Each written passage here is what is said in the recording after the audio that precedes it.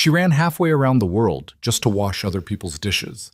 But tonight, when the most dangerous man in Seoul set down his fork, pushed back from the table, and walked into the kitchen with murder in his eyes, he wasn't looking for the head chef. He was looking for her, a dishwasher, a nobody, a woman who had spent 2 years making herself invisible, and in 30 seconds, everything she had buried was about to be dragged back into the light. If you've ever lost something so precious that running felt like the only answer, stay with me, because this story is about what happens when you finally stop running. Watch until the end, hit like, and drop the name of the city you're watching from in the comments. I want to see how far this story travels. Chats. The grease never fully washed off. Kalia Reed had learned that in her first week at Quan's, the way the industrial dish soap left a faint film across her knuckles. No matter how hard she scrubbed afterward, the way the smell of fermented kimchi and spent cooking oil worked itself into the fabric of her clothes and stayed there like a second skin. She'd gone through 3 pairs of rubber gloves in 2 months. Her forearms ached every night from the sustained pressure of hosing down sheet pans and stock pots the size of small children. Her lower back had developed a dull, permanent complaint that she ignored the way she ignored most things that required her to slow down and pay attention to herself. She was good at ignoring herself. She'd had 2 years of practice. The dish station at Quan sat at the far end of the kitchen, tucked behind a half wall that separated the organized chaos of the line from the louder, wetter chaos of breakdown and cleanup. It was the least glamorous corner of one of the most glamorous restaurants in the city, which suited Kalia perfectly. She was invisible back there. The line cooks didn't talk to her unless they needed something. The sous chef, a compact, humorless man named Quan, occasionally barked at her to move faster when the pans backed up during service. The front-of-house staff pretended the dish station didn't exist at all, which was the truest luxury the position offered. Nobody looked at her. Nobody asked her anything. Nobody knew who she was. Seoul had been her choice precisely because of that. Miami had become impossible. The restaurant community there was small and interconnected and saturated with people who remembered Vanessa Reed's face and looked for it in her daughters. Kalia had stopped being able to walk into a grocery store without someone offering condolences that felt more like accusations. She'd sublet her apartment, packed 2 bags, and bought a one-way ticket to a city where she didn't speak the language and no one had ever heard of her mother. She had found the dishwashing job through a Korean expat forum, applied in broken Google-translated Korean, and been hired by someone in HR who either didn't read her application carefully or simply didn't care about her background as long as she could show up and handle the volume. Quan's ran 300 covers on a slow night. The dish station needed bodies, not resumes. For 22 months, that arrangement had worked perfectly. Tonight, it stopped working. The trouble started at 9:47 p.m., during the 3rd seating of the evening, when Chef Min-soo collapsed. Kalia heard it from the dish station. A wet, heavy sound she couldn't identify, followed by a beat of complete silence that was somehow louder than all the noise that had preceded it. Then voices, urgent and overlapping.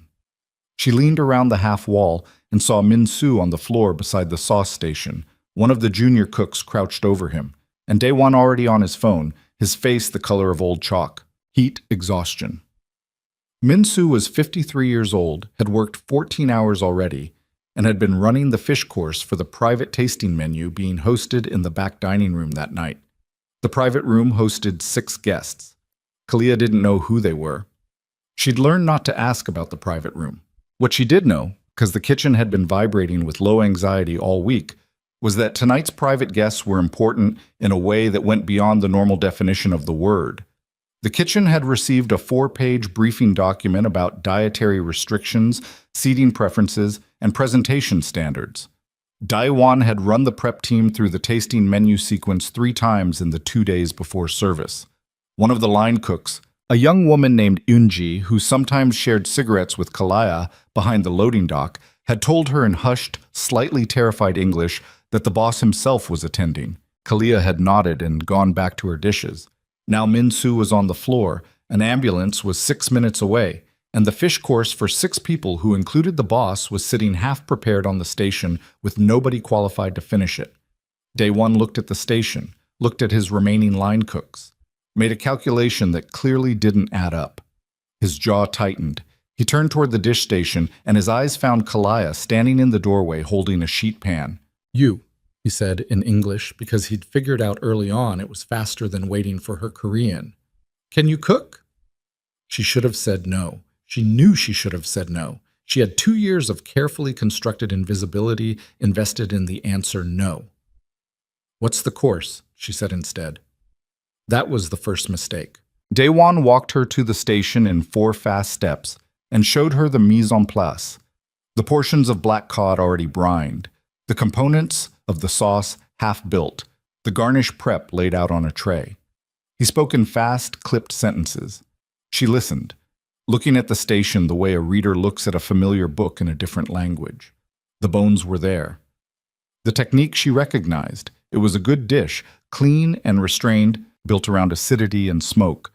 But there was something timid about it, a hesitation in the sauce construction that she could feel even looking at the components cold.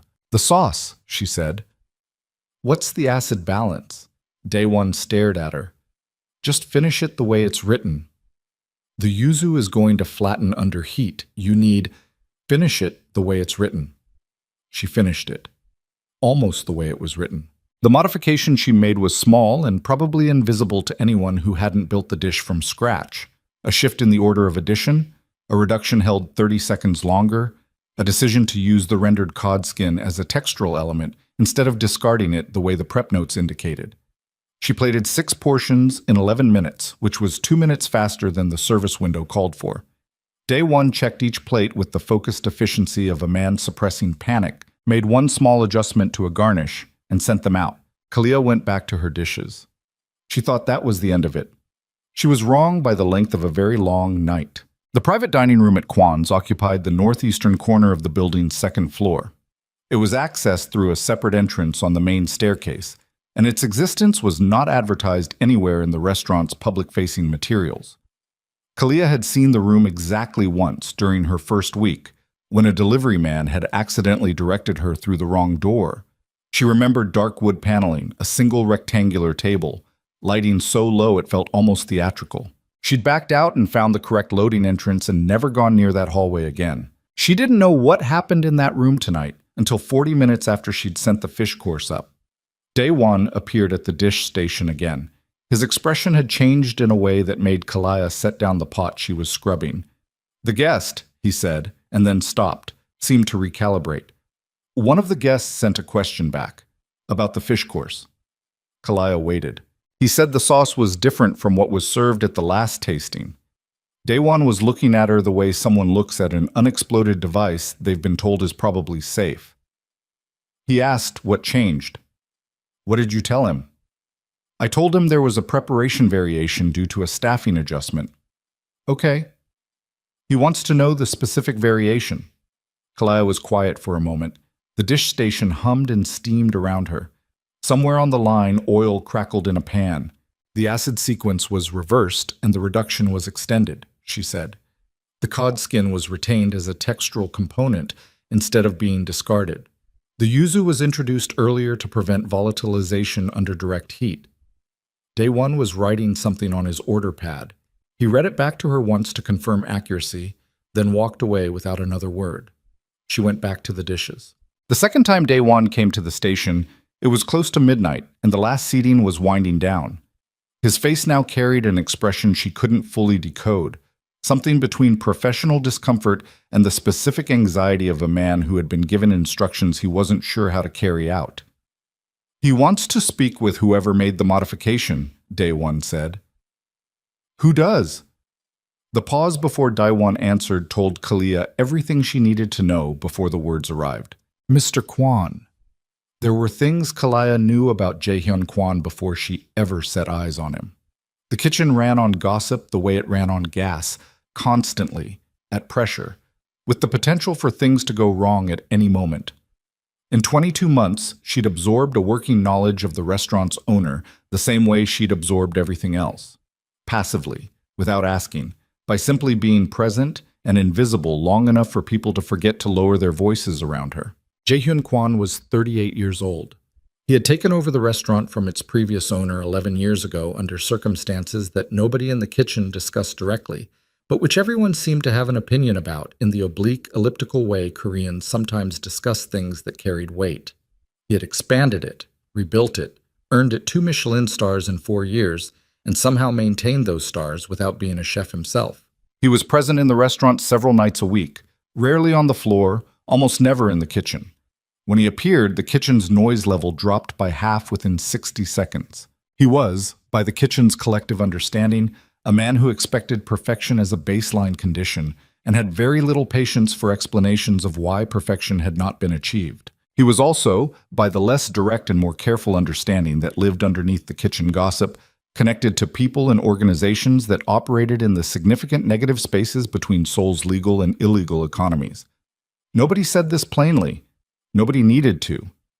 It lived in the way certain deliveries were handled, in the configuration of the restaurant's private entrance, in the type of men who occasionally appeared at the back loading dock in expensive suits and left without eating anything. Kalia had spent 2 years not thinking about any of this. Now Dae-won was looking at her, waiting, and she was being asked to go upstairs. "I'm a dishwasher," she said. "I know what you are," Dae-won said. "He asked for the person who modified the dish. You modified the dish." She pulled off her rubber gloves, set them on the edge of the sink, looked at the state of her hands, red from the hot water, knuckles slightly raw, one small cut across the pad of her right index finger she'd gotten from a broken ramekin 3 days ago and hadn't fully dealt with. She was wearing kitchen whites that had grease stains below the right pocket from a pan that had splattered during the early rush. Her hair was pulled back tight under a cloth cap. She looked like exactly what she was. "Fine," she said. The private dining room was quieter than she expected. 4 of the 6 guests had already left. 2 remained. A heavy-set older man in a dark suit who was drinking something amber from a crystal glass and studying his phone, and the man at the head of the table, who was not looking at his phone, was not drinking anything, and was watching the door with the patient, absolute stillness of someone who has learned that waiting costs nothing. Jaehyun Quan was not what the kitchen gossip had built in her head. The gossip had constructed something harder, more theatrical, a man shaped by his reputation into something that announced itself. The man at the table was contained, medium build, the kind of fitness that looked functional rather than decorative. A face that was younger than his file suggested, but had lines around the eyes that the years had put there honestly. He was wearing a dark suit with the jacket open and the top button of his shirt undone, which on another man might have read as casual, but on him read as a considered choice, a deliberate small relaxation of formality that he controlled entirely. His hands were flat on the table in front of him. He didn't move them when she walked in. He looked at her the way a chef looks at an unfamiliar ingredient. Not dismissive, not immediately interested, just precise, taking inventory. "You modified the fish course," he said. Not a question. His English was clean and accented and direct. "Yes," Kalia said. "Why?" The original acid sequence would have resulted in yuzu volatilization. The flavor profile would have gone flat by the time it reached the table. The 30-second extended reduction compensated for heat loss during the pass. A beat. "Where did you study?" he said. "I didn't," she said. That was the second mistake, and she knew it before the words finished leaving her mouth. Not because it was untrue, but because it was incomplete. And incomplete truths in a room like this one had a way of circling back. But she held it, kept her face still, kept her hands at her sides, resisting the pull to clasp them in front of her, or cross her arms, or do any of the things her body wanted to do to manage the discomfort of standing in this room in these clothes in front of this man. Quan's expression didn't change. He looked at her for a moment longer than was comfortable, the kind of look that was doing work she couldn't fully see, and then said, "The sauce was better." She didn't say anything. "The original has been on the menu for 11 months, he said. 3 chefs have executed it. None of them changed it. You changed it the first time you touched it. I made the adjustment the dish needed," Kalia said. "The original was technically correct, but technically correct isn't the same as right." Something shifted in his face. Not much. A small recalibration around the eyes. "What's your name?" "Kalia." "Kalia," he repeated, the way someone repeats a word they're deciding whether to keep. "Go back to your station. We'll speak again tomorrow." She went back to her station.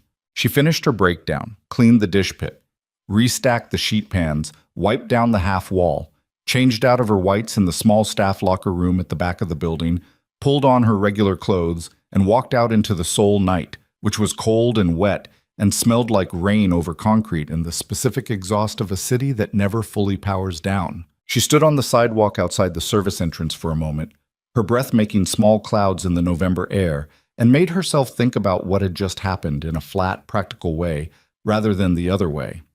She had modified a dish on a tasting menu for a private event she hadn't been assigned to.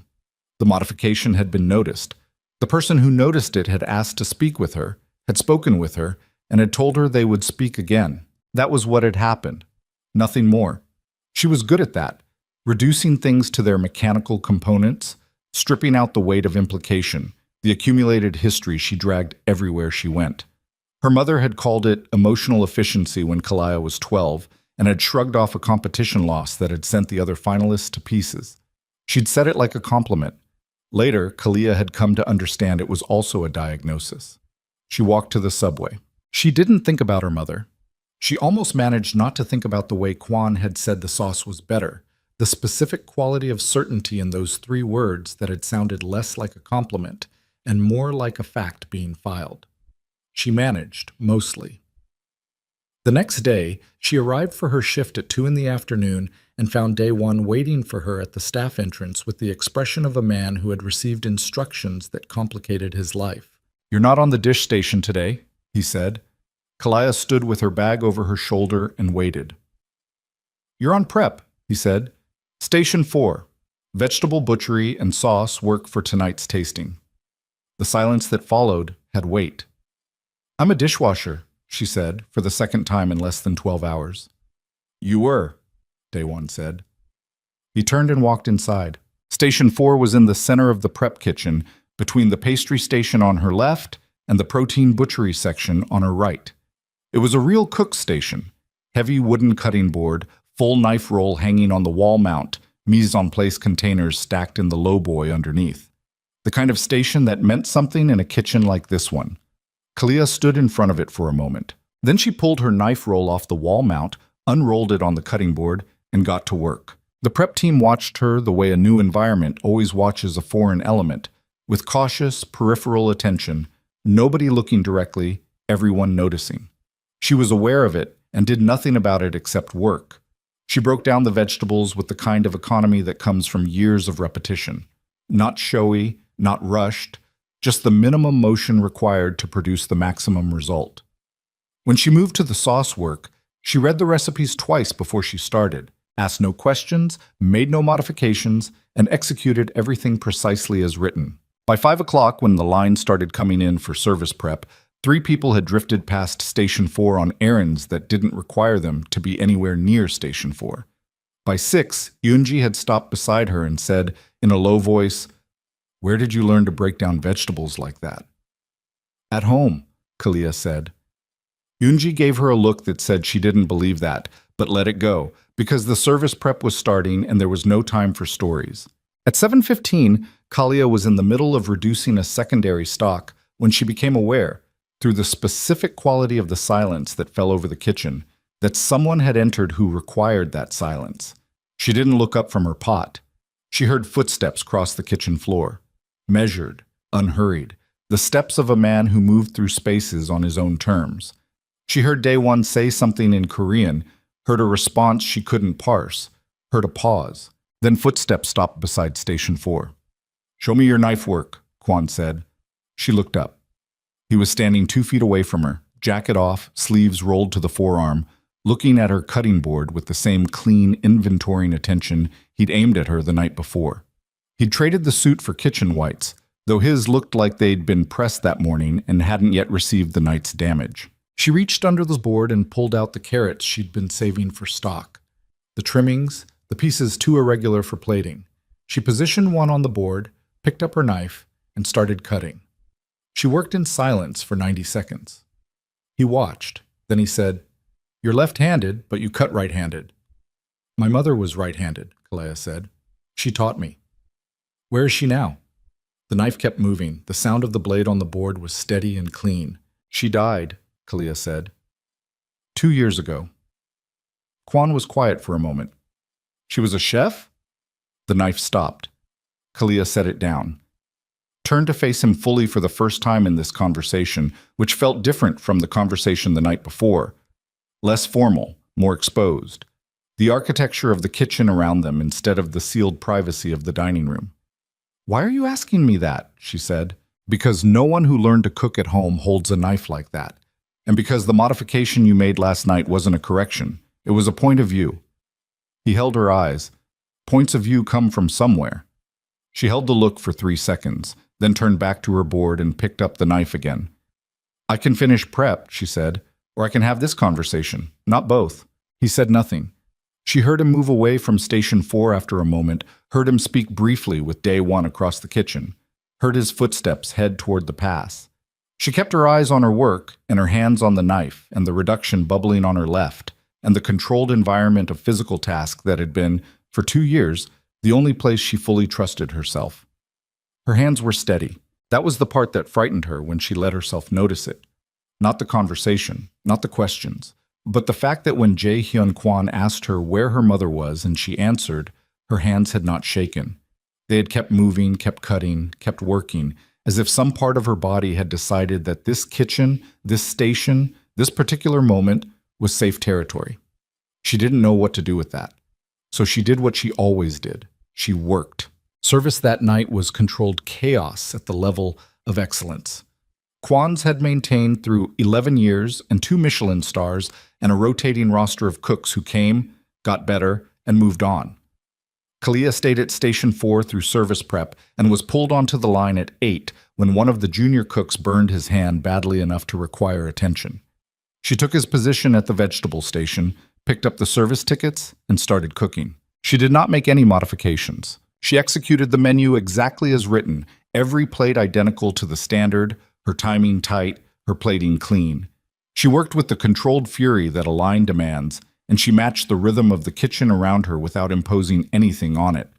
When the service rush peaked at 9:30 and the tickets were stacking 5 deep, and Day 1 was calling the pass like a man conducting something he couldn't quite hear the music for, Kalia was in the zone she had not occupied for 2 years, the place where the grief and the running and the self-erasure didn't exist, where there was nothing except the heat and the ticket and the plate. She had forgotten what that felt like. She had been working very hard to keep forgetting. Service ended at 11:40. The cleanup took 90 minutes. By 1:15 in the morning, the kitchen was broken down and the last of the prep crew was heading for the door. Kalia was at the sink in the back corner, Shabam.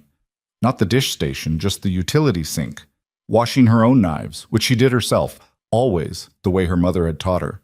She heard the kitchen empty out around her, heard the last voices disappear through the service door, heard the building settle into its post-service quiet. She heard then footsteps crossing the kitchen floor. She didn't look up. "The vegetable course at table 7, Quan said. He was standing about 4 feet behind her. She could hear it in his voice's projection.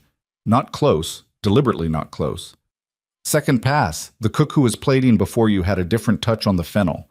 Yours was cleaner." "His cuts were inconsistent," Kalia said. "It affected the roast." "You noticed that during service?" "It's hard not to notice." A pause. She finished the first knife, set it on the drying cloth, started the second. "You said last night you didn't study," Quan said. She didn't answer. "I looked into the modification you made," he said. "The technical reasoning is correct, but the instinct behind it, that's not something you calculate. That's something you've been doing long enough that it's become reflex." The second knife. "I need a sous chef," he said. The knife stopped in her hands. "Day 1 runs this kitchen," she said. "Day 1 is excellent at execution," Quan said. "He maintains. He doesn't create." "I'm a dishwasher," Kalia said.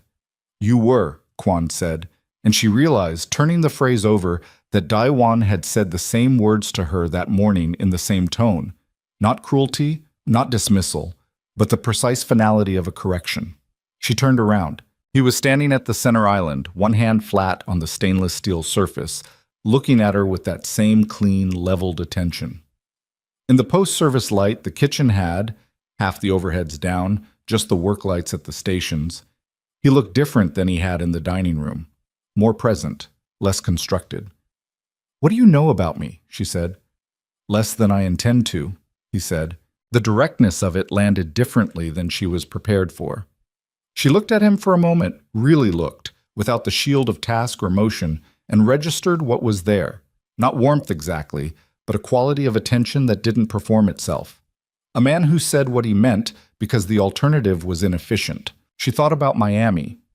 She thought about the year after her mother died, the months of trying to keep the restaurant going, the collapse, the lease on the building she couldn't maintain alone, the way people who had loved her mother's cooking had looked at her food and found it insufficient. She thought about the specific quality of grief that isn't clean sadness, but something jagged and recursive. Grief that loops back through anger and shame and settles somewhere you can't name. She thought about the fish course last night, the way her hands had known what to do before her brain caught up. "I'll try the position for 30 days, she said. "If it's not working, I go back to the dish station. No negotiation." His expression didn't change, but something in the quality of the stillness shifted. A small, controlled satisfaction, the expression of a man who had anticipated this answer and was choosing not to make that visible. 30 days, he said. He pushed off the island and walked toward the service door. He stopped at the threshold without turning. "The dish you're going to build for the next tasting," he said. "I want your point of view, not the menus. Yours."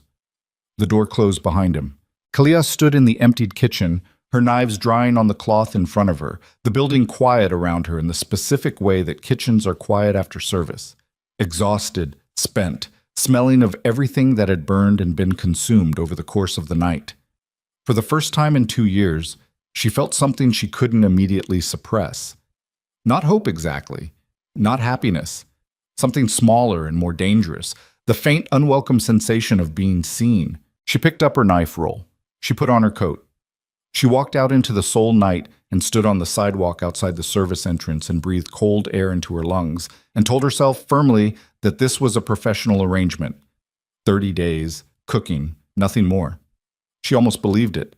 3 blocks away, in the back of a car moving through Seoul's late-night traffic, Quan's phone showed an email from a contact she would never have a name for, with 3 lines of text and no subject heading. He read it once, set the phone face down on the seat beside him, and looked out the window at the city scrolling past. The email was not about the restaurant, but whatever it contained had changed something in the set of his jaw. Something was coming toward Seoul from the direction of Miami, and it had a name. The next morning, Kalia arrived at Station 4 to find a blank recipe card and a single instruction written on it in Daewon's handwriting. "Mr. Quan says, your dish, your rules. Show us something we haven't seen." She stared at the card for a long time. Then she picked up her knife. And in the back of her mind, without permission, her mother's voice said, "Start with what hurts." The recipe card sat on her cutting board for 6 minutes before Kalia touched it. She read it twice, turned it over. Nothing on the back. Daewon's handwriting was economical and slightly aggressive, the letters pressing hard into the cardstock, the way a man writes when he's delivering a message he doesn't personally agree with. She set it face down on the lowboy and started her morning prep the way she always started. Knives first, station organized left to right, in the order she'd need things, nothing on the board that didn't have a purpose. The kitchen around her was coming to life in its slow pre-service way. The pastry team had been in since 6. The stock pots were already going on the back burners, filling the room with the low, complex smell of bones and aromatics that Kalia had come to associate with the specific comfort of being inside a working kitchen. Not her kitchen, not anyone's kitchen she owned, but a kitchen that was functioning, that had a logic, that made sense in ways the rest of her life had stopped making. She prepped for 40 minutes without thinking about the card. Then she pulled it back out, propped it against the knife block, and stared at it while her hands worked automatically on a tray of shallots. "Your dish, your rules, show us something we haven't seen." She knew what she wanted to make, had known within 30 seconds of reading the card, the way she always knew. Not a decision so much as a recognition, something that had been waiting at the edge of her peripheral vision and now stepped forward when she looked directly at it. A dish her mother had made exactly once, for a private dinner in their home kitchen in Coral Gables. The summer Kalia was 15. Not a restaurant dish, not from any menu. Something Vanessa Reed had built that one evening from what was in the house, out of a mood nobody had asked about and she hadn't explained. She'd served it without naming it. Kalia had eaten it and felt, in the specific inarticulate way of being 15, that she'd been given access to something private. She'd never asked for the recipe. She'd never needed to. She'd been watching her mother cook for 15 years by then. Her hands remembered. The problem was that making the dish meant making the dish. Pulling it out of the place she'd been keeping it and putting it on a plate in front of people who would assess it with professional detachment and report back to a man she didn't trust yet and couldn't afford to trust yet. It meant using her mother's grief as a tasting menu course. She kept prepping the shallots. She was going to do it anyway. She'd known that within 30 seconds, too. The first collision came at 11:30 when Seo-Rin Park walked into the prep kitchen. Kalia had seen Seo-Rin in passing over 22 months. The executive supervisor moved through the restaurant's public and semi-public spaces with the confident ownership of someone who had been there long enough to believe the place reflected her. She was tall, precisely dressed even in her operational clothes, and carried herself with the specific energy of a person who had worked very hard for a position and intended for everyone around her to understand that. Her Korean was fast and authoritative. Her English was limited, and she rarely used it.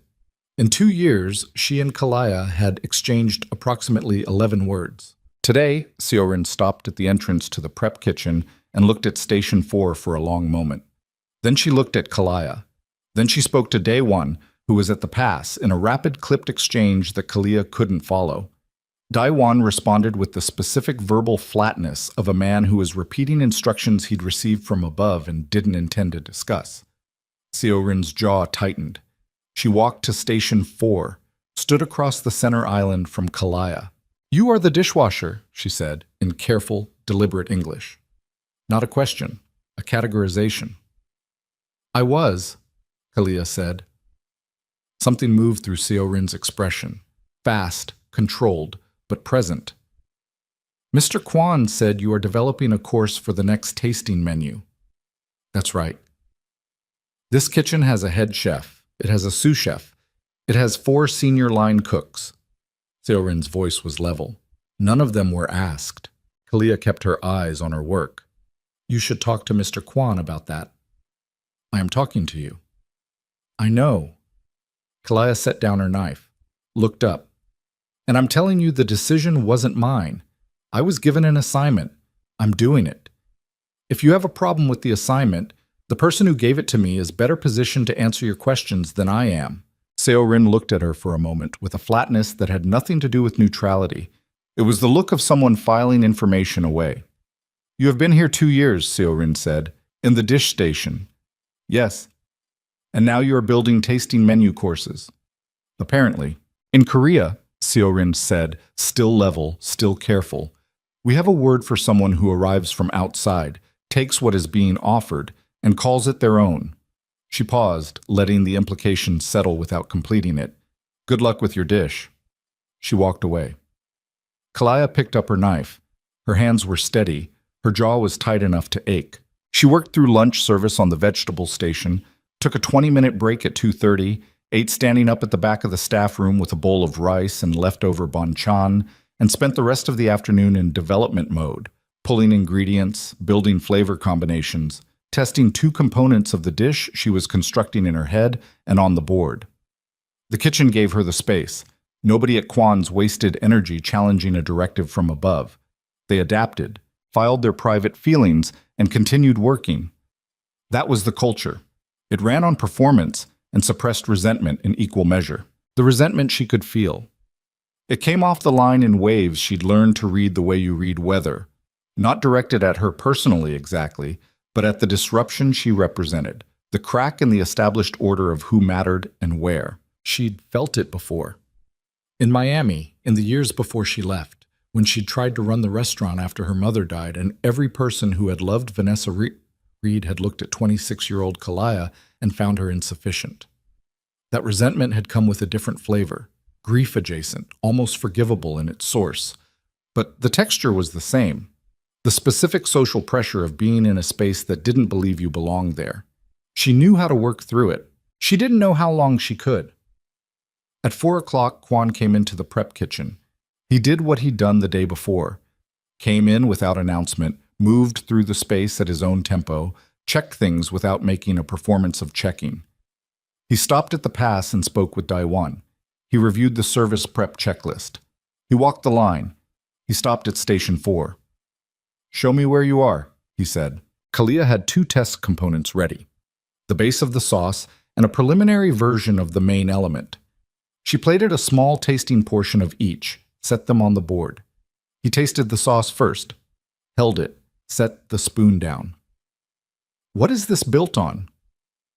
Doenjang base with a low-acid citrus reduction. The bitterness from the ferment is being used as a structural element instead of a background note. The citrus is fighting it. Not yet. It will in the final reduction. I'm going to pull the citrus earlier and reintroduce it cold at service. He was quiet, tasted the second component, set that spoon down too. "This is Southern American," he said. "Yes." "Why?" She had expected the question, had prepared 3 professional answers for it. Answers about technique, about contrast, about the way certain culinary traditions approached fermentation from different angles, and the interest generated by the collision. What came out instead was the truth. "It's my mother's dish," she said, "or the closest I can get to it from memory." Quan looked at her. Something shifted in his attention. Not softening exactly, but a change in angle, a small rotation towards something more direct. "She was a chef," he said. "Yes." "Good?" "Yes," Kalia said.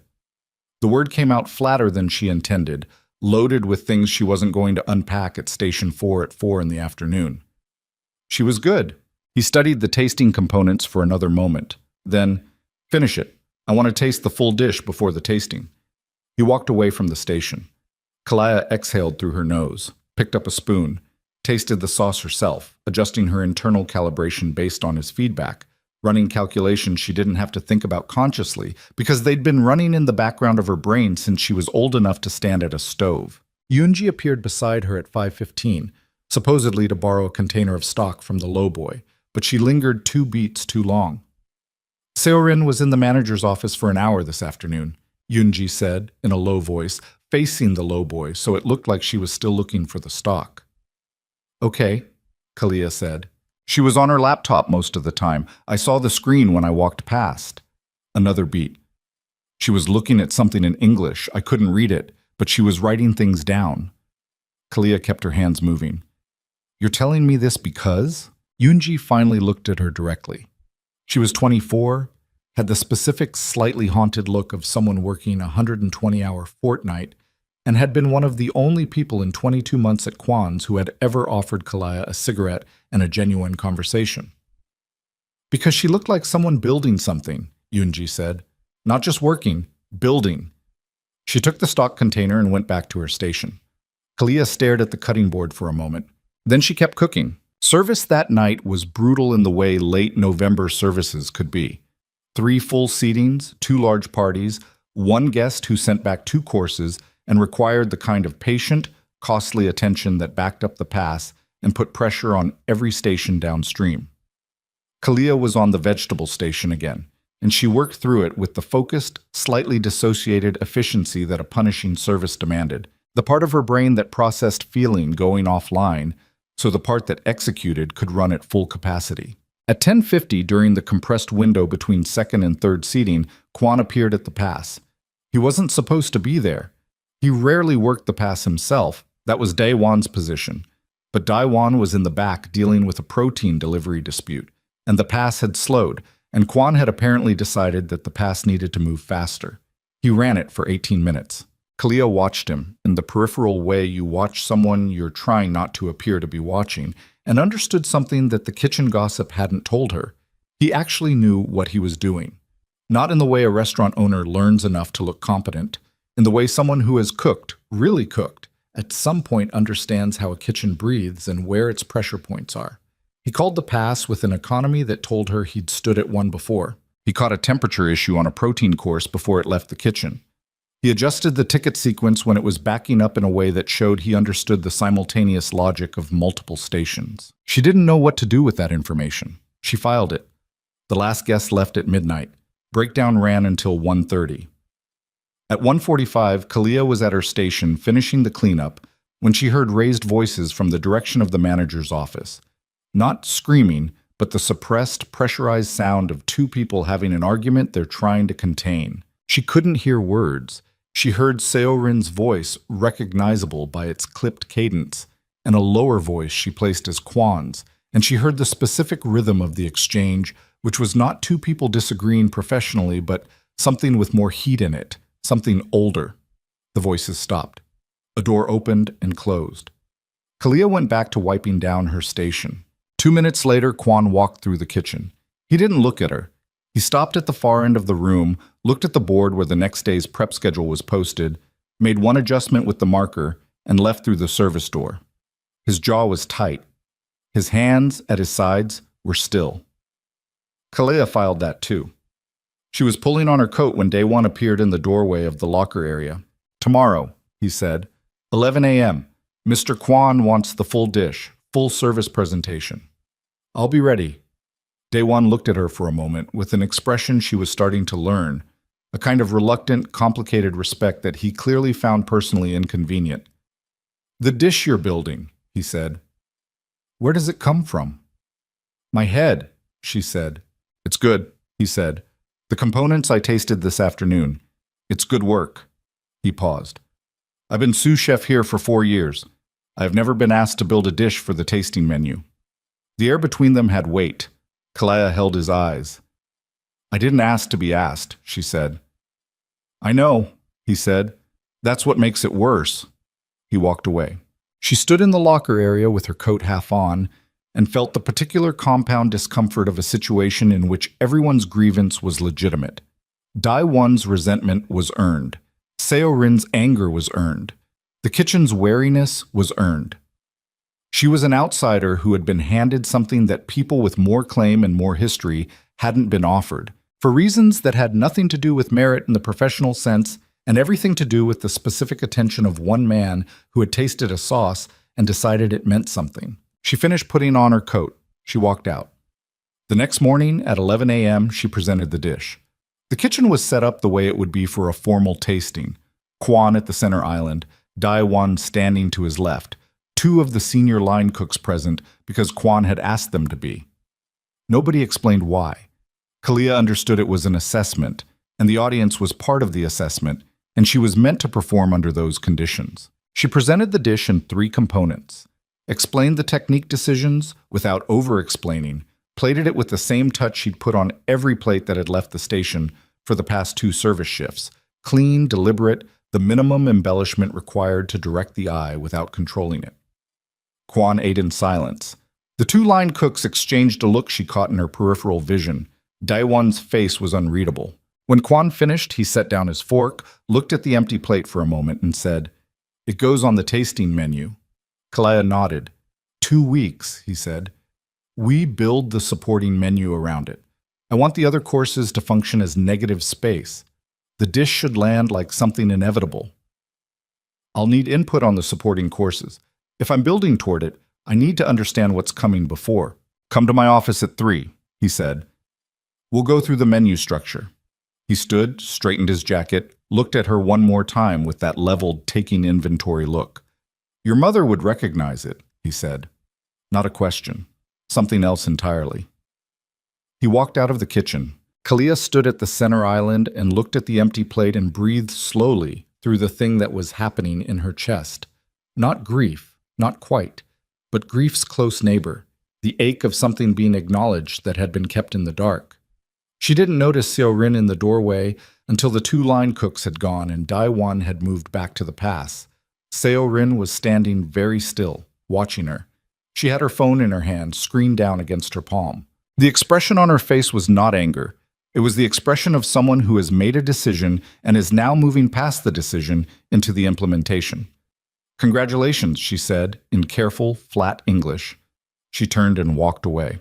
That night, 3 separate Korean culinary blogs published variations of the same story within 40 minutes of each other. The stories were not identical, but they rhymed. A foreign cook at a prestigious Seoul restaurant, unverified background, questions about claimed expertise, a suggestion that the cook's reputation rested on proximity to a dead parent's legacy rather than independent achievement. None of the stories named Quan's directly. All of them were specific enough that anyone who knew the Seoul restaurant world would make the connection in 60 seconds. By midnight, Kalaya's name had been searched 1,100 times on Korean social media. By 1 a.m., someone had found her mother.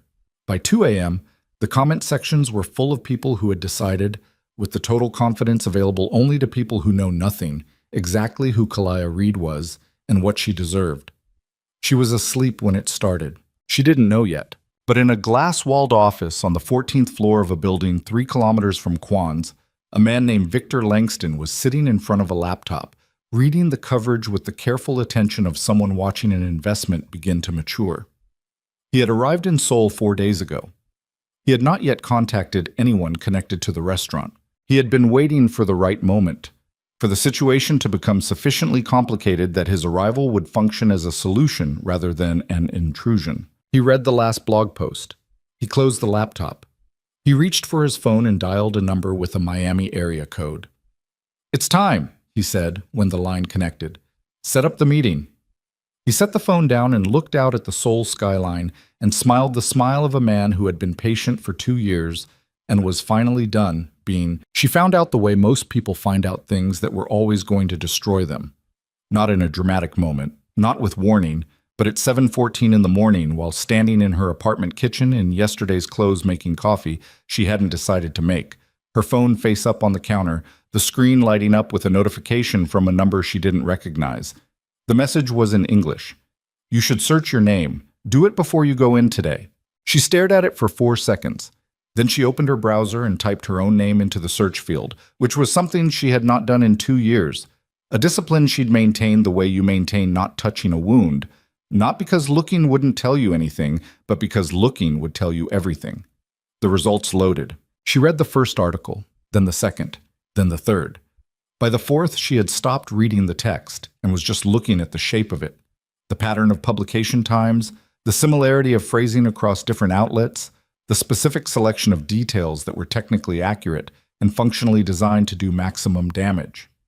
Her mother's name, the Miami restaurant, the closure, the fact that Kalaya had left, the insinuation, never stated directly but present in every paragraph like a smell, that what Kalaya Reed had was not talent but inheritance, and that the inheritance was fraudulent because the inheritor had abandoned it. The coffee maker finished. She didn't pour the coffee. She sat down on the floor of her kitchen, not a collapse, just a deliberate lowering, her back against the cabinet, and held the phone and read everything. All of it. The comment sections, too. She read those especially, the way you probe a bruise to confirm it's real, and they were what comment sections always are. A clean mirror for the worst available interpretation of any given situation, crowdsourced and confident and wrong in ways that were too specific to be accidental. Someone had fed this story. The details were too curated for organic discovery. The Miami closure timeline, the specific framing of her mother's legacy as something Kalaya had exploited rather than inherited legitimately. Someone had assembled this and handed it to 3 blogs simultaneously and timed the release for maximum spread. She knew who. She sat on the kitchen floor for 11 minutes. Then she got up, poured the coffee, drank half of it standing at the counter, changed her clothes, and went to work. The kitchen knew. She could feel it the moment she pushed through the service entrance. A shift in the room's atmosphere, the particular quality of eyes that look away a half-second too fast. Yoonji was at her station and didn't come over. The junior cooks worked with their heads down. Even the ambient noise was different. The usual pre-service chatter replaced by something more careful, more managed. Daewon was at the pass. He looked at her when she walked in, held the look for a beat, then went back to his checklist. She went to station 4. She put on her apron. She started her prep. Seo-rin appeared at 9:45. She didn't come to the station. She stood at the entrance to the prep kitchen, spoke briefly with one of the senior line cooks, and left. But the conversation lasted exactly long enough for Kalaya to see the line cook glance in her direction, and for Seo-rin to not glance in her direction at all, which was its own kind of statement.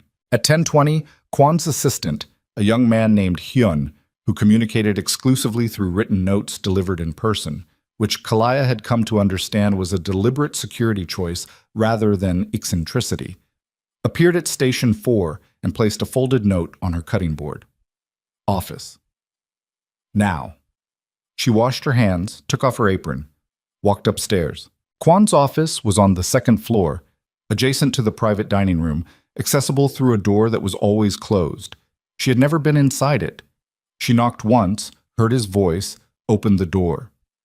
The office was smaller than she'd expected, not cramped, but deliberately contained. A desk, a long table with chairs, one wall of shelving that held what looked like financial documents and several stacked folders. No decoration. The window looked out over the alley behind the building. Quan was standing at the window with his back to her when she entered. He didn't turn immediately. "Sit down," he said. She sat. He turned. His face was controlled in the way faces are controlled when the person wearing them has been managing something difficult for several hours before this conversation. He had a folder on the desk. He didn't open it. "You saw the coverage," he said. "Yes." "When?" "This morning. Someone sent me an anonymous message telling me to look." Something moved through his expression at that. "Who sent it?" "I don't know the number." He sat down across from her, put his hands flat on the desk in that way he had. Deliberate, grounding, like a man who uses physical stillness to manage what's happening internally. "The story is being picked up," he said. 3 major food publications have already referenced the blogs. By this afternoon, it will be in the mainstream entertainment press." He paused. "This restaurant is attached to this story now. The tasting menu is attached to this story." "I know." "I need to know what's true," he said. "Not the version that protects you, the actual truth." Kalia looked at him across the desk. The morning light from the window behind him was flat and gray. November light, the kind that made everything look slightly more honest than it wanted to be. "Ask me what you want to know," she said. "Your mother," he said. "Vanessa Reed." The name landed in the room the way her name always landed when someone else said it, with weight, with the specific gravity of a person who had been significant enough in the world to remain significant after leaving it. "Yes," Kalia said. "She was the chef." "Not you. She was the chef," Kalia said. "I trained under her from the time I was 8 years old. I worked her kitchen for 6 years as an adult. After she died, I tried to run the restaurant for 14 months before I closed it." She kept her voice flat, not defensive, factual. "The blogs are saying I'm trading on her name. What they're not saying is that I spent 14 months trying to keep her restaurant alive and couldn't do it alone, and then I left because the alternative was staying in a city where everyone who looked at me was looking for someone who was gone." Quan was quiet. "The dish you presented yesterday," he said. "Her recipe? Her technique, my adaptation, there's a difference. Is there a legal difference?" The question landed differently than the others. Kalia went still. "What do you mean?" she said. He opened the folder. He slid 3 pages across the desk toward her. She looked at them without touching them first, reading the header, the layout, the formatting of a legal document. Then she picked them up. They were contracts, or the relevant pages of contracts, intellectual property clauses specifically.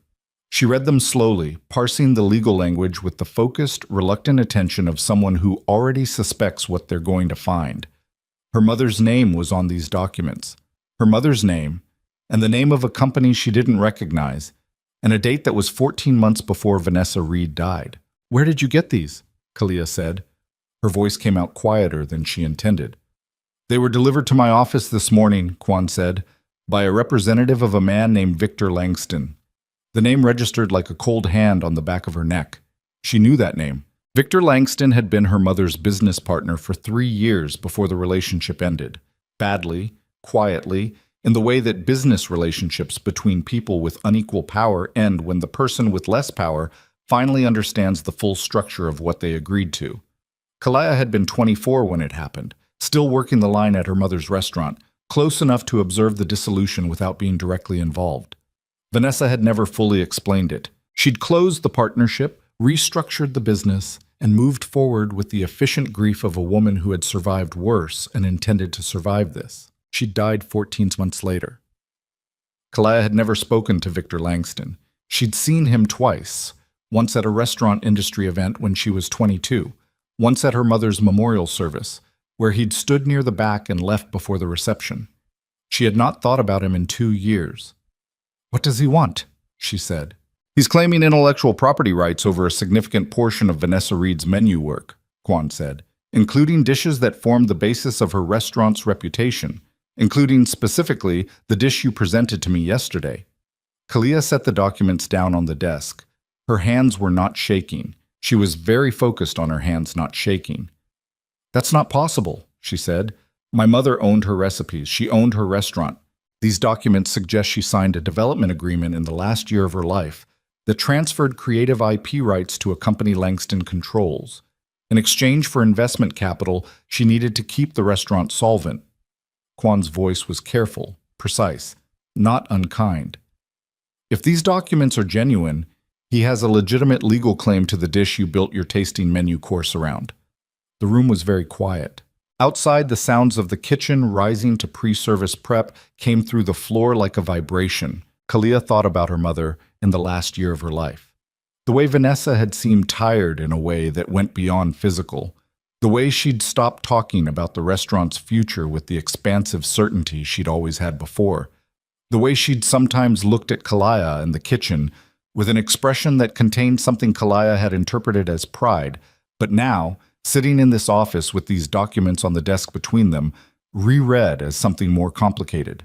Something that looked from this distance like guilt. "She didn't tell me," Kalia said. "No," Quan said. "She signed away her own recipes and didn't tell me." "It appears so." Kalia stood up. She needed to be standing. She walked to the window and stood with her back to Quan, looking out at the gray alley, and breathed. In, out.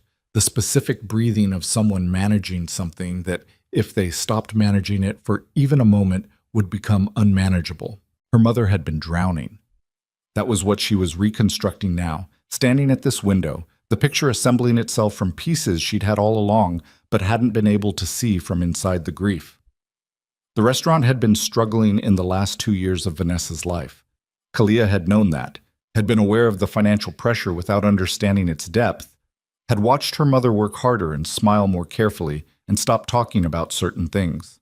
And at the bottom of the struggle, when the options ran out, Vanessa Reed had done what desperate people do. She'd made a deal she couldn't recover from, with a man who had been waiting to be useful. "Langston is here," Kalia said, "in Seoul." "He's been here for 5 days," Quan said. "His representative made contact this morning. He's requesting a meeting." "To do what? Demand I stop cooking?" "To inform me," Quan said, and there was something in his voice now that was different from the controlled precision of the last 10 minutes. Something with an edge under it, that any commercial use of those recipes by this restaurant constitutes an IP violation, and that he intends to pursue legal action unless we reach an agreement. Kalia turned from the window. "He's coming after the restaurant," she said. "He's coming after you," Quan said. "The restaurant is the leverage." They looked at each other across the room. She saw it then. The thing she'd been filing and not examining, the quality of his attention over the past 4 days, what it meant that a man like Quan had stood at her station and asked where her mother was and said your mother would recognize it with the certainty of someone who understood what it cost. Not softness. Quan didn't operate in softness, but something adjacent, the specific recognition of one person who had lost something to another. She pushed it away. This was not the moment. "The tasting menu," she said. "If he has legal standing, the course gets pulled." "If he has legal standing," Quan said, "we need to verify the documents. And if they're genuine?" A beat. "Then we need a different strategy," he said. "What does that mean?" He stood, came around the desk, not toward her, but to stand at the side of the room in the way he stood, occupying space without crowding it. "It means Langston is not the first person to come into this city with legal documents and the expectation that I'll negotiate from a position of fear," he said. "He is operating on the assumption that you are alone in this and that I am a restaurateur who cannot afford the complication." The edge under his voice was fully present now, controlled but audible. "He is wrong on both counts." Kalia looked at him. "What are you saying?" "I'm saying don't meet with him alone," Quan said. "Don't meet with him at all until I've had my people go through these documents." He held her eyes. "I'm saying let me work the problem." The offer landed in a complicated place. She had spent 2 years building a life specifically structured so that she didn't need anyone to work her problems. so that there were no problems large enough to require another person's intervention. She had made herself small and task-oriented and professionally invisible, precisely so that she would never be in a position where she needed to trust someone with something that mattered. She was in that position now. "Why?" she said. He looked at her for a moment. "Because the dish is good," he said. "And because whatever your mother signed under duress doesn't belong to Victor Langston." It was not the full answer. She knew it wasn't the full answer, and she suspected he knew she knew. But it was an answer she could work with, which was more than she'd had when she walked into this office. "Okay," she said. She walked to the door, stopped. "The anonymous message this morning," she said. "Someone told me to look before I came in, before Langston's representative arrived. Whoever sent it knew what was coming." Quan's expression didn't shift, but the stillness that settled over him was a different quality of stillness than before. "I'll look into it," he said. She went back to her station. She prepped for service. She did it with the focused, teeth-clenched efficiency of someone who has received a wound in a vital place and is choosing, for now, not to look at it directly. The dish she'd built from her mother's memory, the dish that had started all of this, that had moved her from the dish station to the center of a tasting menu in 4 days, was now a legal liability. The technique, the instinct, the act of love disguised as cooking that she'd finally allowed herself to put on a plate, all of it was apparently owned by a man who had waited 2 years and crossed an ocean to collect. At 2:30, Eunji appeared beside her. "There's a man in the front dining room," she said quietly. "He came in 40 minutes ago, asked for a table by the window, ordered coffee, and has been sitting there since." She paused. Hyun pointed him out to me. "He said his name is Langston." Kalaya kept her knife moving. "He's not eating. Just the coffee. He's looking at his phone." Yoonji's voice dropped further. "He's been looking in the direction of the kitchen entrance, like he's waiting for someone to come out." Kalaya set down her knife. She untied her apron. "Don't," Yoonji said, alarm sharpening her voice. "Kalaya, I'm not going to do anything," Kalaya said. "I just need to see him." She walked through the kitchen, through the service door, and into the corridor that connected the back of house to the main dining floor. She stopped at the corridor's end, where a partial wall gave her a sightline into the dining room without placing her in it. Victor Langston was 61 years old, heavier than she remembered, with the groomed, expensive look of a man who has spent decades in rooms where appearance functions as currency. He was wearing a charcoal suit and a watch that caught the light in the way objects catch light when they're designed to. His coffee was untouched. His phone was face up on the table and he was looking at it. But his body language was that of a man performing distraction rather than experiencing it. The posture of someone who is very aware of the room around him while pretending not to be. He looked up. For a fraction of a second, his eyes found the corridor entrance. Found her. He smiled. Not surprised. Not startled. The smile of a man who has been waiting and is satisfied that the wait is over. Kalaya turned and walked back into the kitchen. Her heart was loud in her ears, and her jaw was tight enough to ache, and she understood, with the total clarity of a person who has finally stopped misreading a situation, that Victor Langston had not come to Seoul to pursue a legal claim. He had come to finish something he'd started 2 years ago, when Vanessa Reed died and left behind a daughter who had run away instead of fighting. He had come because he had always intended to come. He had simply been waiting for Kalaya to surface somewhere he could find her.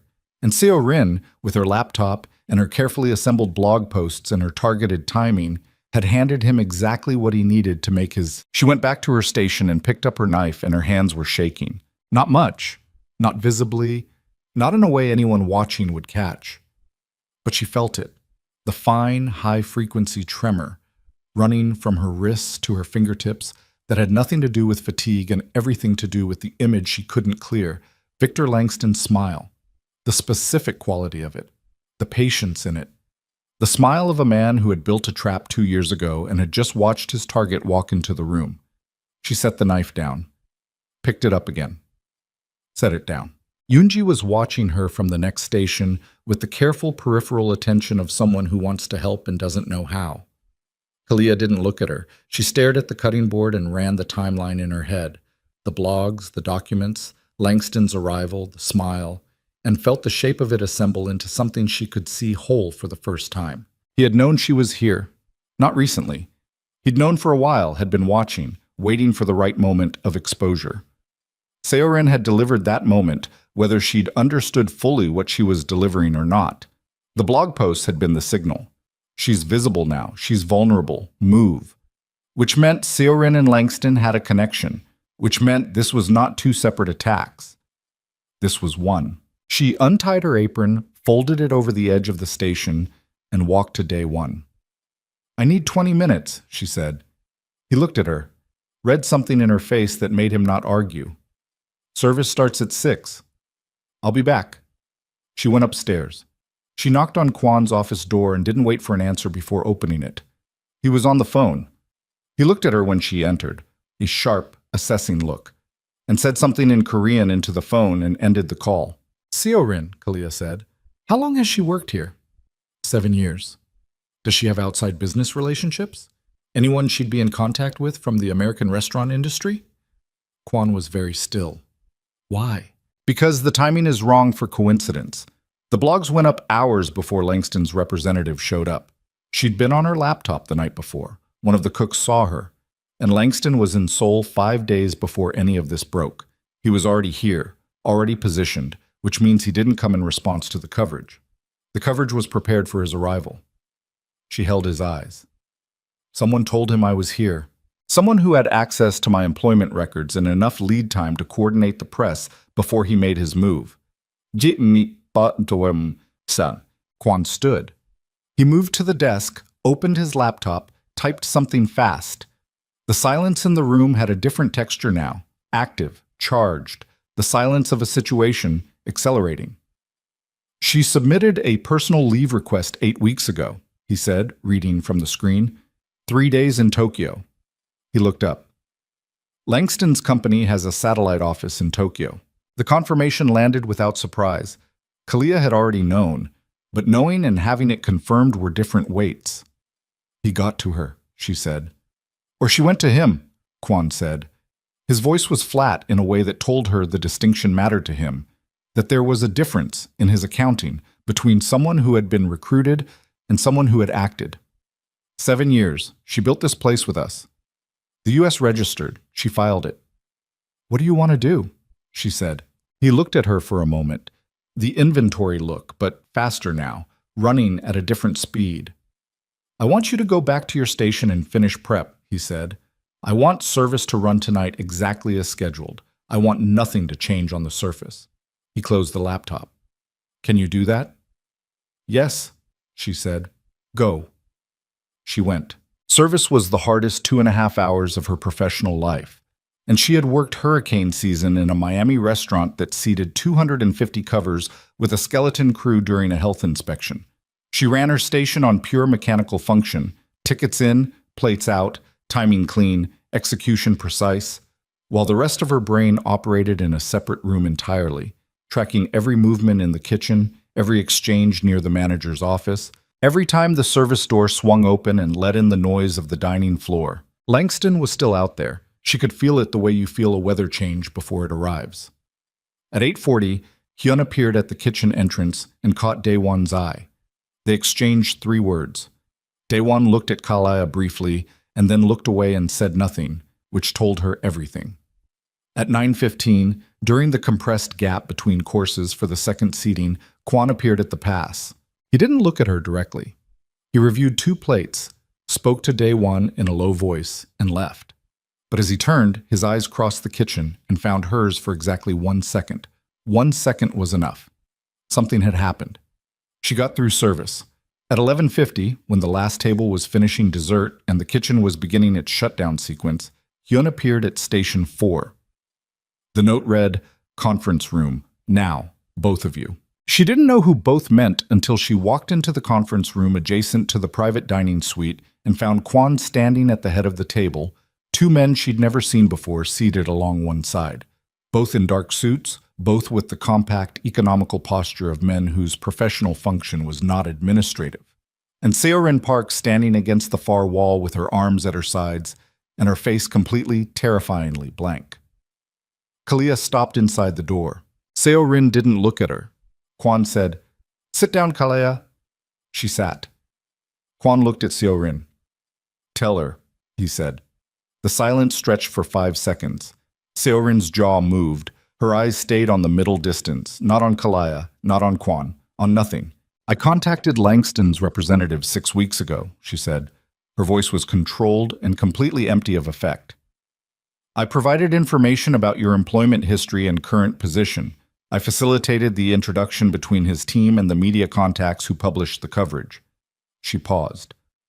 I was offered a managing partnership stake in a new restaurant venture he's planning, in exchange for information and cooperation. The room was quiet. How much did he tell you? Kalia said. Seorin's eyes moved to her for the first time.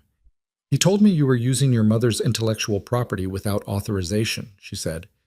He told me there was a legal basis for removing you from the kitchen. He told me... She stopped. Something moved through her face, a crack in the blankness, quickly sealed. He told me you didn't belong here. And you believed him, Kalia said, because you already wanted to. Seorin said nothing. The legal documents he sent this morning, Kalia said. Did you know about those before today? A beat. No. So he used you to surface me, got the press coverage running to establish a public narrative, then moved in with the legal documents once the story was already circulating. She kept her voice level, clinical. He didn't tell you what he was actually here for because he didn't need you to understand it. He just needed you to pull me into the open. Seorin's expression shifted, a small, terrible shift. The expression of a person who has realized they were a tool and not a partner, that the thing they were promised in exchange for their cooperation was never a real offer, but a mechanism for extracting their usefulness. Get out, Quan said to Seorin. Not loud, not angry. The voice of a man who has made a decision and is implementing it. Seorin walked to the door. She stopped, her hand on the frame, her back to the room. I worked here for 7 years, she said. I know, Quan said. She left.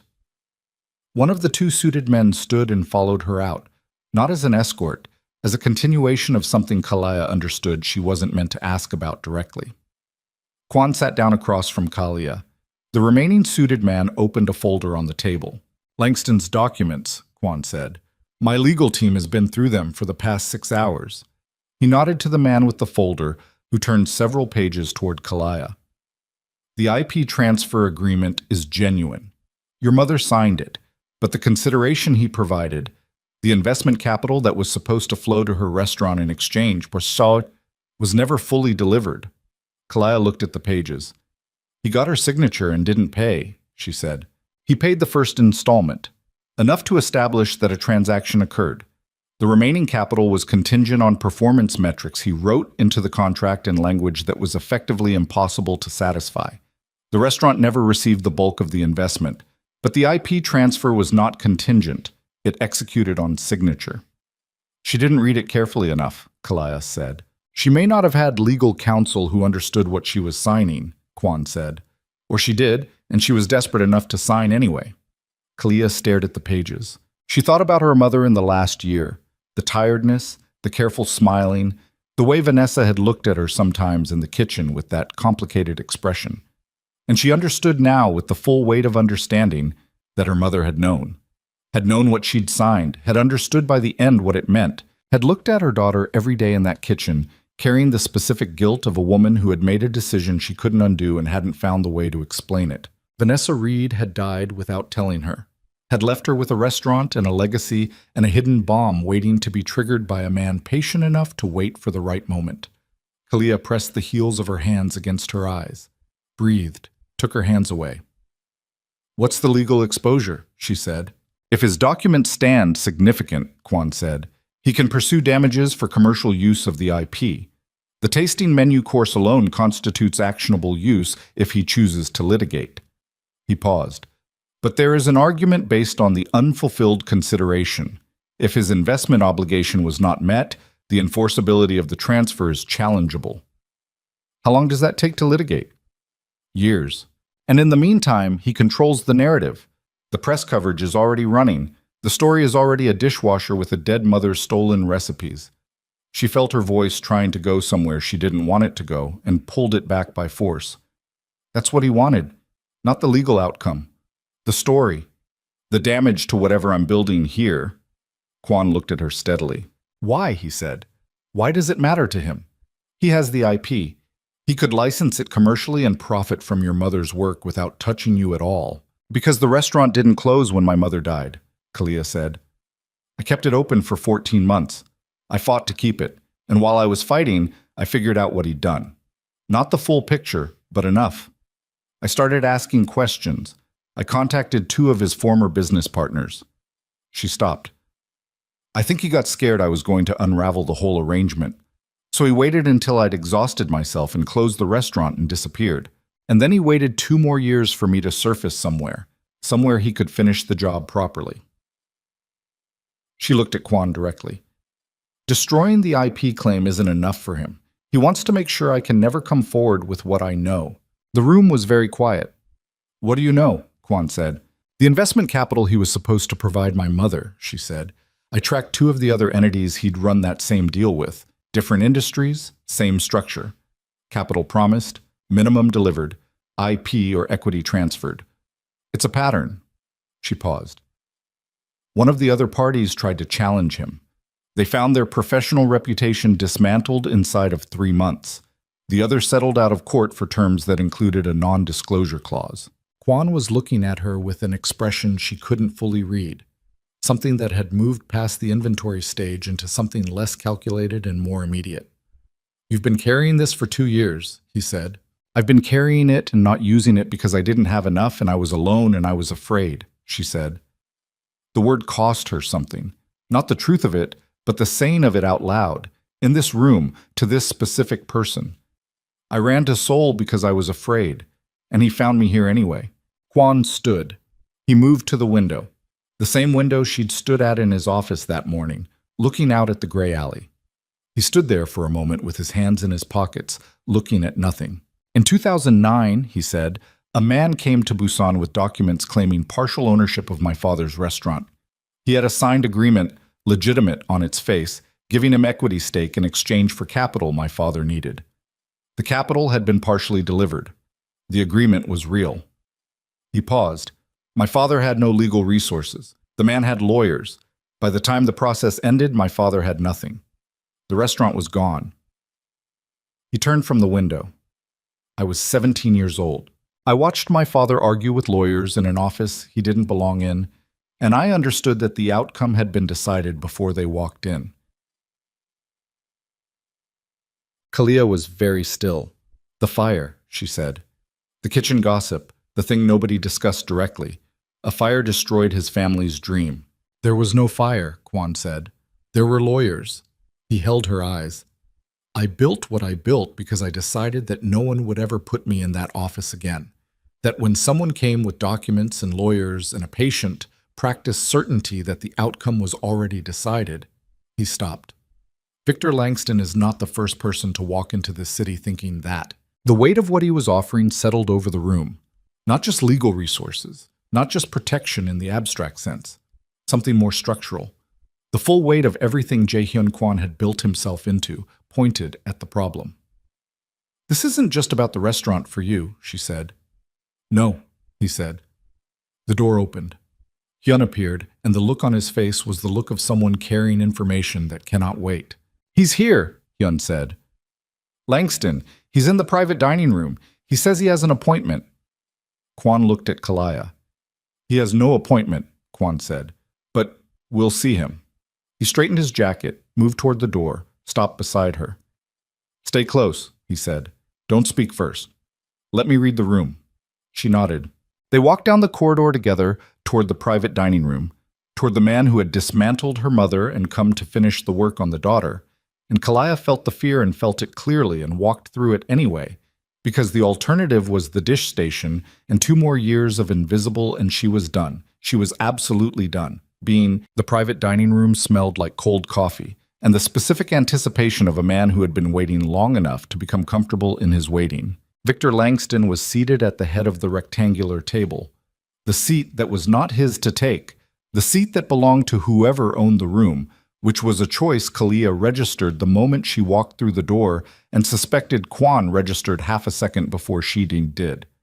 Langston had a leather portfolio open in front of him, a glass of water he hadn't touched, and the relaxed posture of a man conducting a meeting he'd already decided the outcome of. Two men sat flanking him, lawyers by the look of their suits and the organized stacks of documents in front of them. He smiled when they entered, the same smile from the dining room, patient, satisfied.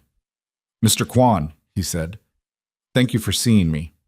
His eyes moved to Kalaya, held there for a beat, taking inventory in a way that was nothing like the way Quan took inventory. Not clean, not precise, but possessive. The look of a man checking on something he believes he owns. "Kalaya, it's been a long time." "You were at my mother's memorial," she said. "I was," he said. "I cared deeply about Vanessa. We had a meaningful professional relationship. You stole her work and let her die thinking she'd failed." The smile didn't waver. "That's a very emotional interpretation of a legal business arrangement." Quan pulled out a chair at the side of the table and sat with the unhurried ease of a man who was never in a room he didn't control. He gestured to the chair beside him. Kalaya sat. Neither of them had sat at the end opposite Langston, which left the head of table positioning exactly as Langston had arranged it. And Kalaya felt the small defeat of that, and watched Quan's face show nothing about it, and understood he had let it go deliberately, that the geometry of the room was not the fight. "Your documents," Quan said. "My legal team has reviewed them." "I assumed they would," Langston said. "They're thorough, completely in order." "The transfer clause is executable," Quan said. "The consideration structure is not." Langston's smile adjusted by a fraction. "The investment capital was delivered according to the terms of the agreement. The initial installment was delivered. The subsequent tranches were contingent on performance benchmarks written to be unachievable." Quan set a single page on the table, turned to face Langston. "We have a financial forensics analysis prepared in the past 8 hours. The capital deficit is substantial." "I'd be happy to have my team review any analysis you've commissioned," Langston said smoothly. "These things can take months to properly assess." "They can," Quan said. "In litigation." The words sat in the room. Langston looked at him for a moment. The relaxation in his posture was still there, but something underneath it had shifted, a subtle change in the distribution of his weight, the way a man settles differently when he realizes the ground is not as level as he'd surveyed. "I'd prefer to resolve this without litigation," Langston said. "I know," Quan said. "That's why you came here in person rather than filing." The two lawyers flanking Langston exchanged a look. Kalia watched it happen and watched Langston see that she'd watched it and watched him recalibrate. "Let me be direct," Langston said, and the smoothness shifted register, not dropping entirely but moving from the professional warmth of a practiced negotiator to something slightly harder underneath. "The IP transfer is legal. Whatever argument you want to make about the consideration, the transfer document executed on signature and has been in effect for 3 years. Any commercial use of those recipes constitutes infringement. The tasting menu course," his eyes moved to Kalaya, "which I understand has been generating considerable attention, represents direct, documentable, commercial exploitation of protected IP." "Champakit. My mother's recipes," Kalia said.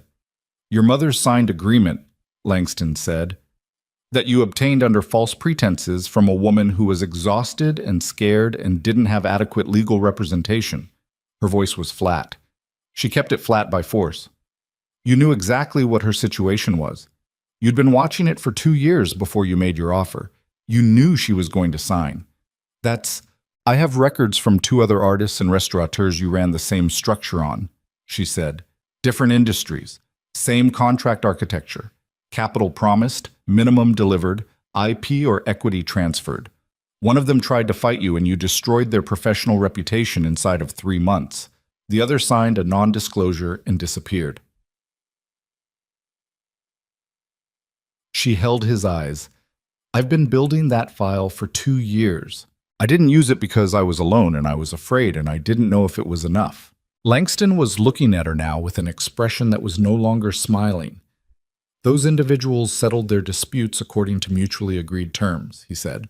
"Under duress," Kalaya said, "following coordinated reputation attacks, which is the same play you ran here. The blogs, the media coverage, the timing." She set her hands flat on the table, deliberately, the way Quan set his hands flat, and she felt the steadiness of the surface under her palms and used it. You didn't come here for a legal settlement. You came here because you were afraid I was going to go public with the pattern. The IP claim is a silencing mechanism. The room was very quiet. One of Langston's lawyers leaned toward him and said something in a low voice. Langston's hand moved, a small cutting gesture, and the lawyer went quiet. "You're a dishwasher," Langston said. His voice had changed fully now, the smoothness gone, the real instrument of the man audible underneath. "You ran your mother's restaurant into the ground and fled to the other side of the world. You have no legal standing, no financial resources, and you're sitting in a room you don't own, making accusations you can't prove in any court that matters." He looked at Quan. "And you, whatever you believe you can leverage here, you have a restaurant with 2 Michelin stars and a public profile that depends on a clean reputation. You want to spend the next 3 years in discovery? Fine. Let's see how the stars hold up." Quan looked at him. The pause that followed was not long, maybe 4 seconds, but it had a texture, the specific weight of a man deciding not how to respond, but whether the response he'd already decided on was the correct scale. "In 2019, Quan said, your company acquired licensing rights to a line of culinary products through a shell entity registered in the Cayman Islands. The entity's beneficial ownership connects to a holding company that has been under informal review by 2 separate regulatory bodies for the past 18 months. He set a second page on the table. "The review has been informal because nobody with the right information has formalized a complaint." He paused. "That changes tomorrow morning, unless this conversation produces a different outcome." Langston looked at the page. His jaw moved. "That's a significant accusation," he said. His voice was careful now, in a different way, the care of someone managing genuine exposure. "It's documented," Quan said. "My organization has considerable experience identifying the architecture of structured financial concealment. We have colleagues who find this kind of work interesting." Another pause. "I also have the contact information for the journalist at the Korean Financial Times who has been looking for a domestic angle on this type of regulatory question for the past 6 months. She is, I'm told, very thorough." Langston was still. Completely still. The way people go still when the situation has outpaced their preparation for it. Kalia watched his face and felt something that was not satisfaction. Satisfaction would have been too clean, too resolved. What she felt was something rawer. The exhausted, compound emotion of watching something you've been afraid of for 2 years turn out to be not small, but survivable. The specific feeling of standing in the damage and still standing. "What do you want?" Langston said. His voice had shed all its registers now, just the words. "Full reversion of the IP transfer," Quan said. "Legal documentation restoring Vanessa Reed's creative work to her estate, which is administered by her daughter. Withdrawal of all legal claims against this restaurant and against Kalia Reed personally. Public retraction of the media coverage your team ceded, issued within 48 hours. He folded his hands on the table. "In exchange, the regulatory documentation stays internal. The journalist doesn't receive a call. Your Korean business interests, which are not inconsiderable, continue without interference. You're asking me to give up a legally executed transfer. I'm offering you the ability to leave Seoul with your operation intact," Quan said. "You came here because you thought you were dealing with a grieving chef in a restaurant that couldn't afford the fight. You were wrong on both counts. The question now is whether you're willing to accept the cost of being wrong." Langston looked at the pages on the table, looked at his lawyers.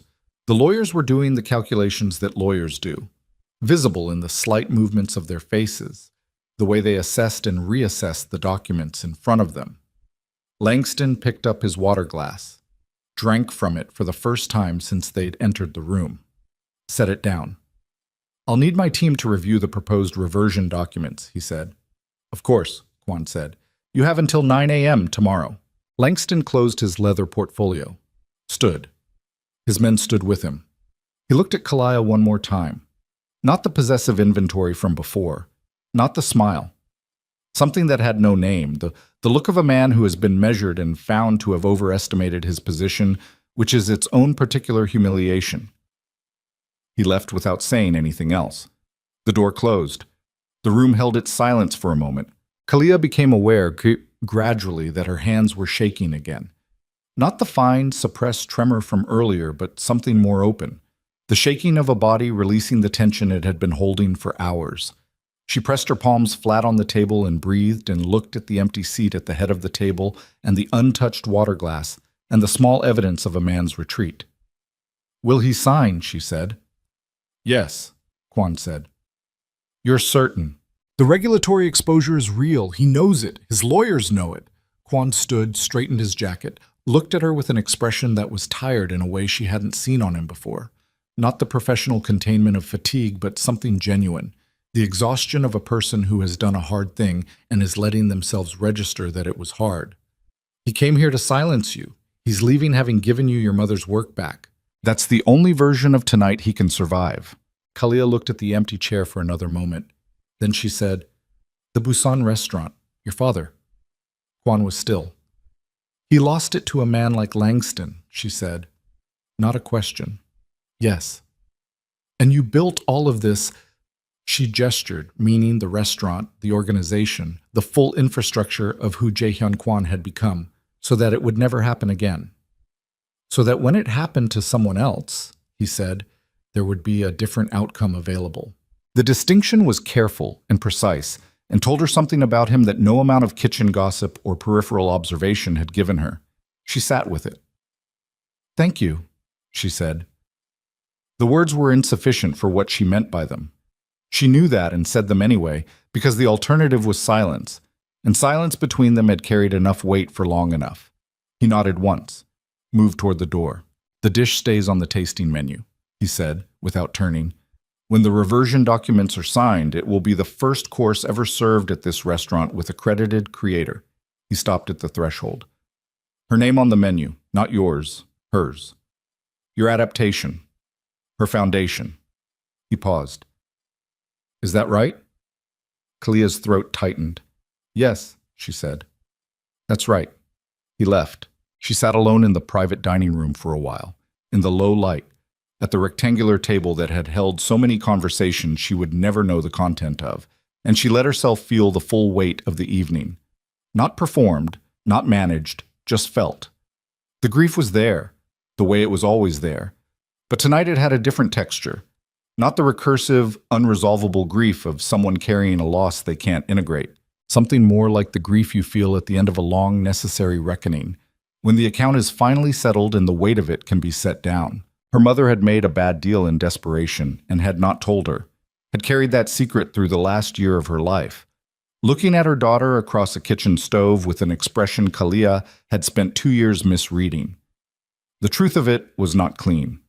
There was anger in it, and sorrow, and the complicated love of someone who has finally understood that the person they lost was a full, flawed, desperate human being, and not the monument they'd been trying to maintain. Vanessa Reed had been a great chef. She had also been a frightened woman who made a choice she couldn't undo and couldn't explain to her daughter. Both things were true. Both things were hers to carry. Kalia could carry them. She left the dining room, walked down the corridor, past the service door, into the kitchen. The kitchen was dark, except for the work lights over the stations, which stayed on through the night for the closing crew. It was empty now, well past midnight, the breakdown done, the surfaces clean. It smelled the way kitchens smell after service, spent, complicated, the lingering evidence of everything that had been created and consumed in the hours before. She stood at Station 4. She didn't turn on the overhead lights, just stood in the work light, her hands at her sides, looking at the cutting board and the knife roll and the mise-en-place containers stacked in the lowboy, and breathed. She heard the service door. Quan came into the kitchen. He'd taken off his jacket. He was carrying 2 glasses and a bottle she couldn't identify in the half-light. He set them on the center island, poured without asking, and set 1 glass near her station. She walked to the island and picked it up. A Korean single malt she didn't know. She drank a small amount and felt it in her chest, the warmth of it moving through the places that were still locked up and tight. He leaned against the island across from her. Didn't drink yet, just held his glass and looked at the kitchen with the expression of a man who is in a place he built and knows it in the dark. "You knew," she said. "When you tasted the sauce the first night, you knew it wasn't just a correction." "Yes." "What did you know?" He was quiet for a moment. "That whoever made it had been cooking for someone they loved. Not for a menu, not for a standard." He turned the glass in his hands, Food made for standards tastes like standards. Food made for someone tastes like something else. She looked at him across the island. Your father's restaurant, she said. What did it serve? Jjigae mostly, doenjang, kimchi, sundubu, nothing complicated, a neighborhood place in a neighborhood that didn't have much. He drank. The kind of restaurant where people came because it was warm and the food remembered them. He cooked it himself? Every day. He was in that kitchen at 5 a.m., and he left when the last customer left. He set his glass down. He wasn't a great chef. He was a man who knew how to feed people. There's a difference, and it matters more than most people in this industry want to admit. Kalia thought about her mother's kitchen in Coral Gables. The Saturday mornings when Vanessa wasn't working the restaurant and cooked at home instead, different food than the restaurant food, looser and more honest. The food of someone cooking without an audience. The biscuits she made from a recipe that had no written form, transmitted by hand through 3 generations, existing nowhere except in the muscle memory of women who had learned it by standing close enough to watch. Kalia had that recipe in her hands. She hadn't lost it. She'd been afraid she had, afraid that the grief had corrupted the transmission, that she'd never be able to make those biscuits again without her mother's presence to anchor the knowledge. But she'd made the dish, her mother's dish, adapted, rebuilt from memory. And when she'd plated it and Quan had tasted it, he'd said her mother would recognize it. She hadn't lost it. I've been running for 2 years, she said. I told myself I was surviving, recovering, giving myself time. She looked at the cutting board at Station 4. I was just running. Yes, he said. Not unkind, just accurate. And then I made that sauce, and everything I'd been avoiding followed me into this kitchen inside of 4 days. She almost laughed. The sound that came out was adjacent to it. I should have kept washing dishes. No, he said. She looked at him. You were done being invisible before you made the sauce, he said. The sauce was just the first thing that was honest enough to be seen.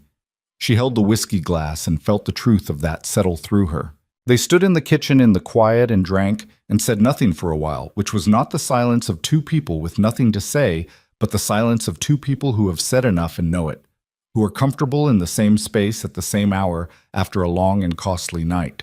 At some point, she didn't track when, he moved around the island and stood beside her, both of them facing the dark kitchen, not touching, close enough that she was aware of his presence, the way you're aware of heat from a source you're not looking at directly. The tasting menu, she said, after the reversion, when the dish is properly credited. What about it? I want to rebuild the supporting courses, the ones you said should function as negative space. She looked at the kitchen, the stations, the pass, the long clean surfaces of a room that had been, for 2 years, the only place she fully trusted herself. I want to do it right. Then do it right, he said. She turned to look at him directly, which felt different than it had in the first days. Less like measuring distance, more like standing at a fixed point and looking at something she'd been circling and could finally face straight on. He looked back with the inventory look, the clean, leveled attention. But beneath it now was something she didn't have to translate because it was clear and it was human, and it had been building in increments through every shift in every late-night kitchen and every conversation that had stayed too long in the space between professional and something else. 30 days, she said. That was the arrangement. You've been here 12, he said. I know. How many more do you need? She looked at him for a long moment. The whiskey was warm in her chest. The kitchen smelled like everything it always smelled like at this hour. Outside, Seoul moved through the deep night in its perpetual, indifferent way. A city that had not waited for her arrival and would not notice her staying, which was, she understood now, exactly why she'd chosen it. The city didn't care. The kitchen cared.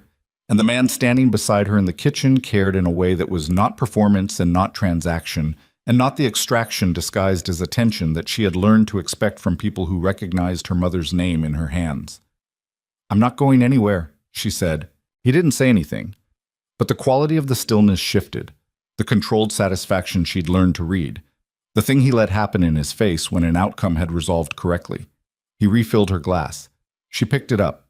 3 weeks later, the reversion documents were signed, notarized, and filed with the appropriate legal bodies in both the United States and South Korea.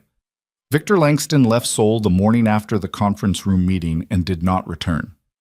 The media coverage retracted in a brief, bloodless statement from the blogs that had published it, citing insufficient editorial verification, which was the language used when a story dies of its own accord, and the parties involved agreed not to examine the cause of death publicly. Kalia read the retractions on her phone at Station 4 during the prep window before lunch service and felt almost nothing.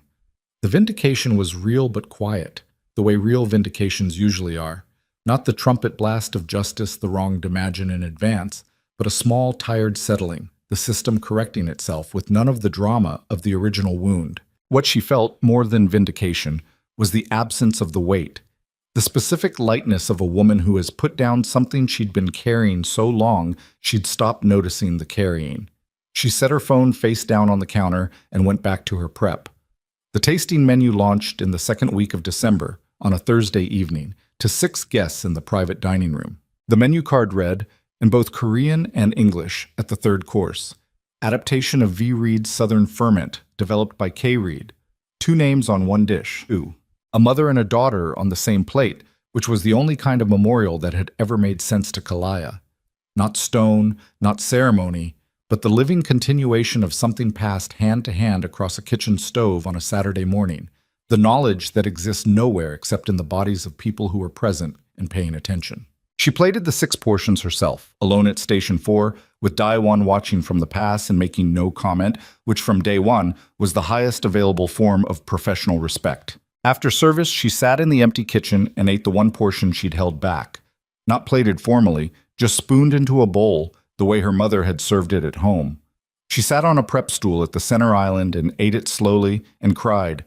Finally, the way she hadn't let herself cry in 2 years, the specific release of grief that has been waiting for its proper moment and recognizes, when that moment arrives, that it is allowed.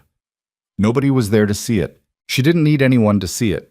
She needed to do it, and she did. And when she was done, she washed her bowl and dried her hands and turned off the station lights and walked out of the kitchen. Quan was in the corridor. He didn't ask. He looked at her face and saw what was there, and didn't make a production of it, didn't offer comfort in the form of words or gesture, just stood in the way of someone who has been present in corridors at difficult moments long enough to understand that presence is sometimes the entire thing. She walked past him toward the stairs. His hand briefly touched the back of her shoulder. Not a hold, not a pull, just a point of contact, a moment of acknowledgement, and then she was past and walking up the stairs, and it was gone. She felt it for 3 floors. By February, the restaurant had been profiled in 4 international publications. The tasting menu was booked 6 weeks in advance. 2 of the articles mentioned the credited dish and the story behind it in terms that were, unlike the blog posts that had preceded them, actually true. A food critic from London wrote that the 3rd course was the most emotionally intelligent thing she had eaten in 7 years of professional eating, and Kalia read that in the staff room during a break and thought about what her mother would have said about being described as emotionally intelligent by a London food critic, and the thought made her smile in a way that didn't hurt. She was still at Station 4. She was not still a dishwasher. On a Tuesday in late February, after a quiet service, Quan set a folder on the center island while she was breaking down her station. Inside the folder were legal documents, ownership papers, filed and pending final transfer, with her name on them. Not a partnership arrangement, not a stake or a share. Her name, on the restaurant. She looked at the folder, looked at him. "This is yours," he said. "This is yours," she said. "You built it." "I built it so it would be worth giving to the right person," he said. "That's always been what it was for." She stood at the center island and looked at the documents and thought about the dish station at the far end of the kitchen. The towers of dirty plates and the rubber gloves and the specific invisibility she had constructed so carefully and lived inside for 2 years. She thought about arriving in Seoul with 2 bags and no plan except to disappear, and about how comprehensively that plan had failed in every direction, and about how, standing here now, that failure was the best thing that had ever happened to her. She closed the folder. "I'll review them tomorrow," she said. "Take your time," he said. She looked at him across the island, this man who had tasted a sauce and asked who made it, who had stood at her station and asked where her mother was, who had walked into a room with Victor Langston and dismantled him with the efficient, practiced certainty of someone who had been preparing for that exact fight for 20 years. "The dish for the spring menu," she said. "I've been thinking about a new direction, something that starts with your father's jigai. The technique, the philosophy, the kind of food that remembers people." She paused. "If you're willing to talk about it." He was quiet for a moment. Something moved through his face. Not the controlled satisfaction she'd learned, not the inventory look. Something older and less guarded, the expression of a man who has been reached in a place he had stopped expecting to be reached. "Come in early tomorrow," he said. "We'll cook." She nodded. She finished breaking down her station, took off her apron, folded it over the edge of the lowboy, which was the same gesture she'd made every night for 22 months, the same closing ritual, but it felt different now. Not the gesture of someone ending a shift they would survive, but the gesture of someone finishing a day in a place they had chosen to be.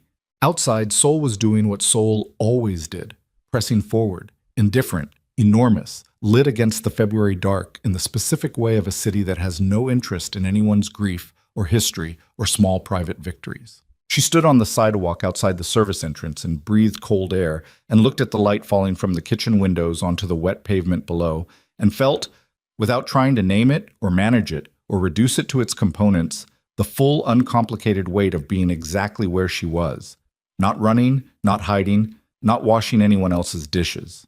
Just here, in the cold, in the light, in the city she'd chosen to disappear in, which had refused, with spectacular, inconvenient, life-altering stubbornness, to let her. She put her hands in her pockets and walked toward the subway. And for the first time in 2 years and 3 months, she was not walking away from anything. She was just walking. And that, after everything, was enough.